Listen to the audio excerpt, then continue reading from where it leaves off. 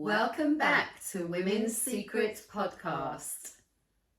Two sisters, two dogs, two countries, coming together to bring you the stuff that people don't want to talk about. Thank you for all of your support up until today. This has been about 3 weeks that we've been running these, and we are blown away by friends and family all over the world supporting us. So a big, huge thank you for that. Thank you. So this is continuing with the teen dramas series. Okay. This particular topic we're going to cover this evening was sent to you, actually, wasn't it, T? About, and specifically really to do with teenage girls or tween girls. Yeah, not only was it sent to me, we've both been through this with our teenage girls. Yeah. And a few of my friends reached out and asked if we could cover this subject because it seems to be happening all around the world. And this phenomena is all to do with teenage groups ousting people, ousting one of the girls at one point or another. And maybe your teenager has been affected by this. This is specifically girls we're talking about, okay? So it seems to be less about the boys doing this and more about the bitchiness that happens between teenage girls. So I can personally go back, and I remember when my daughter was back in school, 7 or 8 years old, this already started. And there was a specific group of girls that would say one day you're in the group and the next day you're out, and they had favourites. And sometimes she was in, sometimes she was out, and she'd come out of school crying. And at such a young age, it was heartbreaking to experience and to aim to give her the tools to deal with that. So, you know, the day that she was pushed away, for example, and spent the whole day in the corner of the courtyard on her own, was there anybody else that she could talk to? No, because she created a bond with this specific group of girls, and that was her safe space. The only thing is, it wasn't safe most days. So lots of emotional turmoil, to the point where I actually upped and moved house. That's quite extreme, isn't it? Well, yeah, it is extreme. And there were other reasons for that. And at the same hand, it was move school and move area for a fresh start. Lots of good reasons, because we were moving back to an area where we knew lots of people. And I also knew that the people were different where we were moving back to. So I won't get into details. I just was super confident that where we'd moved back to was going to be a definite positive step for her, and maybe also for me at that point. We won't get into that. And it, you know, didn't get it wrong. It was a super step. Well, I have to agree, because I went through a similar thing with my daughter, and after much deliberation over what we should do, and we tried lots of different things, and I actually felt every day like I was throwing her into the lion's den. Every day she was coming home, she was crying. Bullying, right? It was emotional. It was, it's just really difficult to navigate. And how can you bring that child home from school and say it's going to be all right tomorrow? Because actually it wasn't all right tomorrow. It seemingly got worse and worse. So it's a hugely emotional, traumatic time for the child, the teenager, and also the parents. I agree. Absolutely. I agree. And correct me if I'm wrong, did you not also have bullying online at that point happening? Which is another, that could be a whole show on its own. Absolutely. And I feel like that all comes into what we've said before about the screens and protecting our children. Unfortunately, it seems like we can't protect them from that, because it happens within the realms of their friendships, and so they may not want to share what is going on at that point. And you're right, because actually for me and for her, there was a huge amount of her hiding what was actually happening, because I was questioning and asking all the time, how are you? How did it go today? And it was only when I went through her phone, I saw the most disgraceful things had been sent to her. And which I actually involved the police then. So it had escalated. I didn't know that.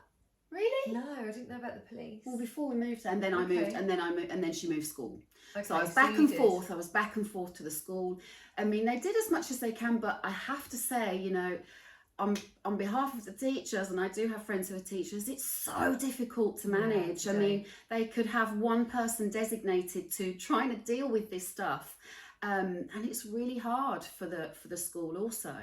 But ultimately, as a parent, we send our children to school, and we want them to feel safe in that environment. So I would suggest, communicate with the school, have a designated teacher who you speak to, make sure that your child or your teenager is aware of where they need to go, and just keep those lines of communication going as much as possible, because they can hide things for a variety of reasons. Yeah, sure. And so that's the thing. I didn't personally at that point have much of an exchange or a release or support through the teachers here in France. It's not the same as back in England, where it may have changed since I was at school. I feel like back in England we get a lot of parent-teacher support. You do, but actually that changes massively from primary school to high school, upper school, whatever, secondary, whatever.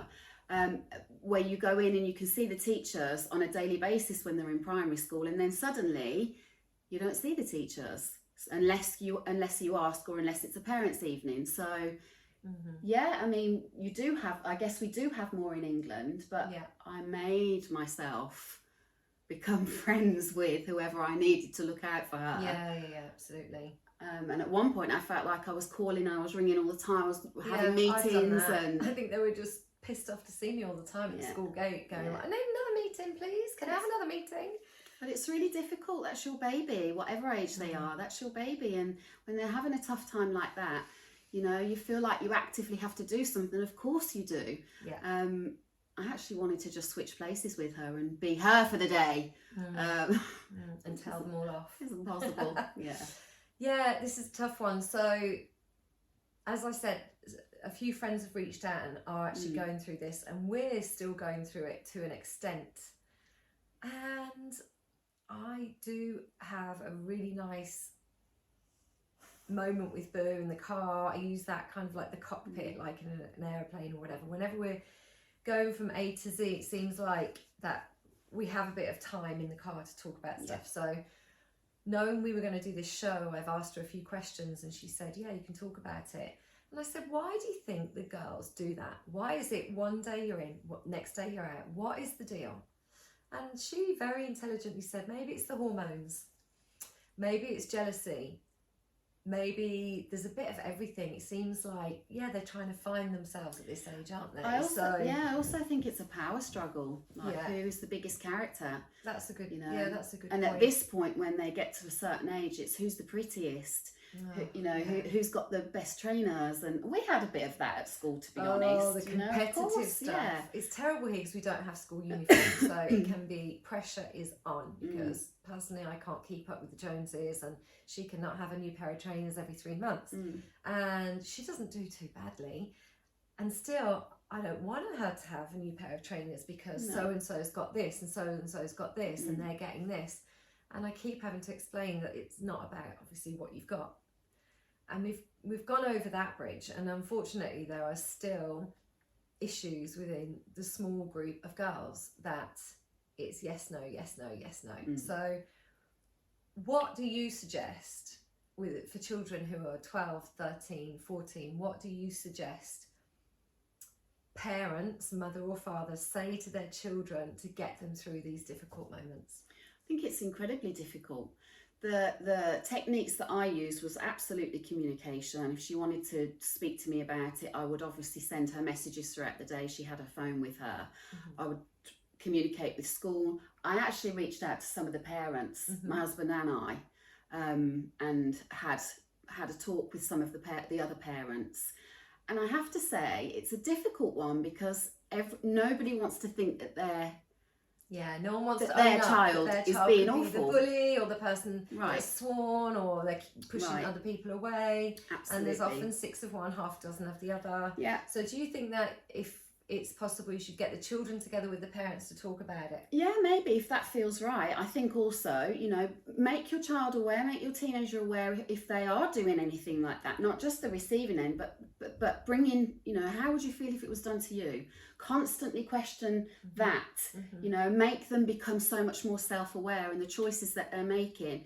And, you know, we talk about this, be kind all the time, you know, actually be understanding of somebody else's point of view. I also called upon a friend of mine, a really close friend of mine, and her son looked out for my daughter at school when things were really tough, and there was a school disco and nobody wanted to go with her. So it was like an hour before I was meant to drop her off, and so she was in tears because nobody was answering phones, nobody would go with her. So I called up my friend who had a wonderful boy in the year and said, will they all wait in the same year? Will they all wait outside? So she went in with a group of about eight lads. So she was fine. So you have to find other ways. I could have easily have said, don't go. Yeah. But you know what? I really didn't want to do that for her. And she dressed up and she'd done her hair and she looked lovely. She went and she had the best time. Isn't that funny? Yeah. I know personally the conversation that we have is to not put fuel on the fire. Right. So as a feisty young lady, my child can absolutely be part of the cause as she could be on the receiving end, and she has been both. So as you said, reminding her even at an early age that treat others how you want to be treated. And I know most and probably everybody does that. So not to teach, what is it, old dogs new tricks? No, new dogs old tricks. I don't know, whatever it is. The other thing was just to let her know that take yourself away from it. Get away from that situation. Don't keep forcing. If they're not letting you in the group, move away.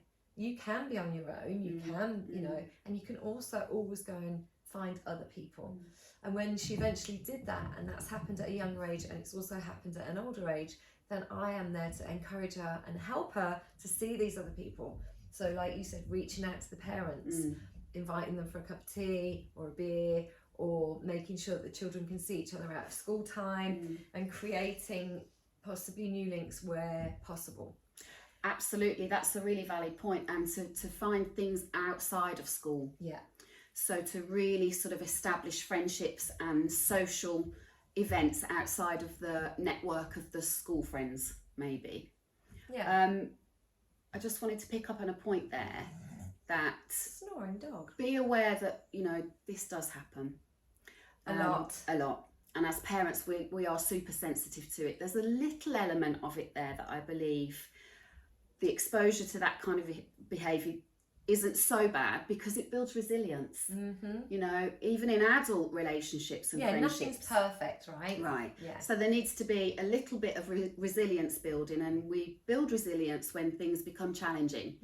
Yeah. Life isn't perfect. So we also had a friend who recently said, you know, when stuff goes wrong at school, which it does often, and we've both been through it and going through it a little bit too, it's okay, because the skills they're learning, and you need to remind yourself, parents, if you're freaking out about this, the skills they're learning now are the skills that they're going to apply when they're older. So it's almost best for them to go through it now, and then when they're adults, they won't have to go through it again, because they've already experienced this stuff and will have the tools to deal with the complicated situations. So the flip side of that is, I tried for months and months and months for her to stay in that particular school, and I never thought that I'd have two of my children, the first school, in separate schools.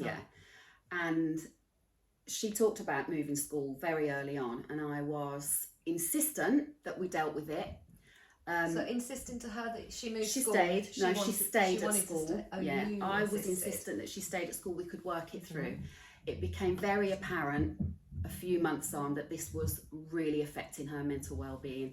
And as a parent, I had to make a choice. Look out for and that. The choice was, it's damaging my child now, so it's not necessarily up to me anymore. And when I said to her, we sat down, we had a family meeting, and we said, let's look into new schools, she burst into tears. It makes me quite emotional now, because she said, thank you for listening to me, thank you for understanding, and thank you for believing me, because they just want a voice, they just want to be heard, they just want you to understand the difficulties, you know. And that, it was extreme for me and her, and moving schools isn't always right for everybody, but it's an option. it can be an option, and let's sit with that for a second, because I've done it again in college, which is secondary school. We've done it again for several reasons. Really sad to say, even some of the teachers in the original school she was in were less than correct as far as my standards are concerned. So not just for children, not for the, just the children issues, also the adult issues. We've moved, and again, she was so happy that she could be heard and have a voice, and we're lucky that we can actually do that. And I'm guessing some people out there listening may not even have that choice. So let's imagine that there is no choice for moving schools. What can we offer to people that are in a situation where the child is being ousted from the group or pushed out of the group? I mean, it's just, you're at your wit's end as a parent when that happens, and the child's got a knot in their stomach, doesn't want to go to school every day. It's a complete battle. What can we say? What can we offer? Let's have a think about that. Okay, so maybe you can encourage them to do lots of lunchtime activities, so they're never really on their own. So what, within the school? Within the school, so they're occupied and they're not just hanging around, because girls move in groups. Boys play football and do sport all all the time. Stereotyping here, but this is my experience, right?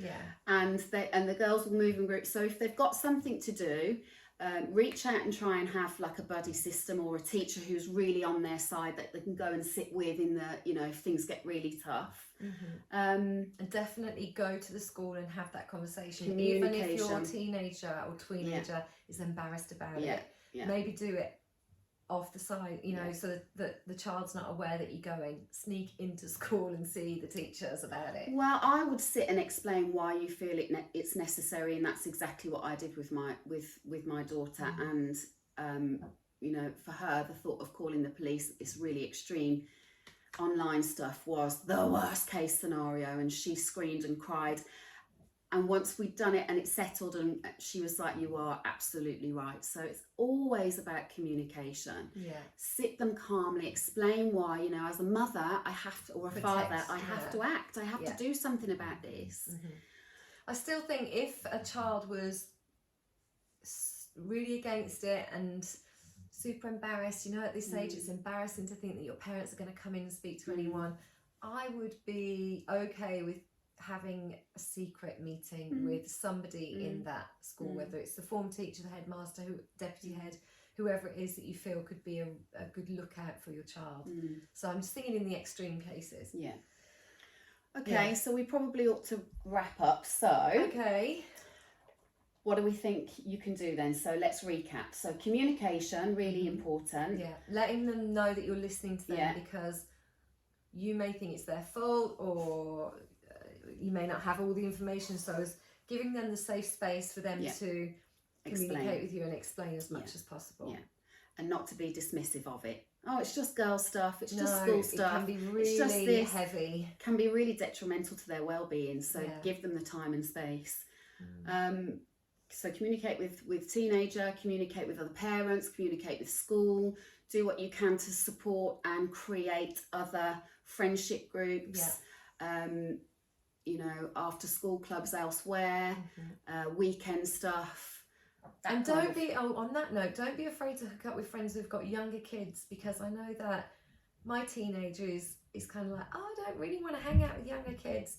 And still, if I go and have a coffee and somebody's got younger kids, I love to watch her play or get back into the kid zone. Because they're still in that in-between phase of I want to be an adult, I'm not quite an adult.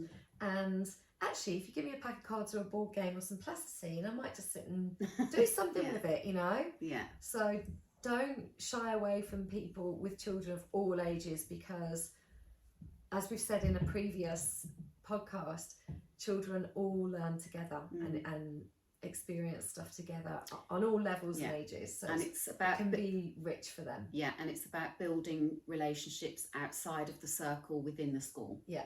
Right. Highly encourage that. Okay, so let's take a break. I'm pretty sure we've talked for more than 15 minutes. We have. We're still not making those 15-minute episodes, are we? There's a lot to say. We're about to hit 20 minutes. So stick with us. We'll be back for a second part. What are we talking about in the second part? It's going to be a surprise. See you in a short while. Thanks for listening.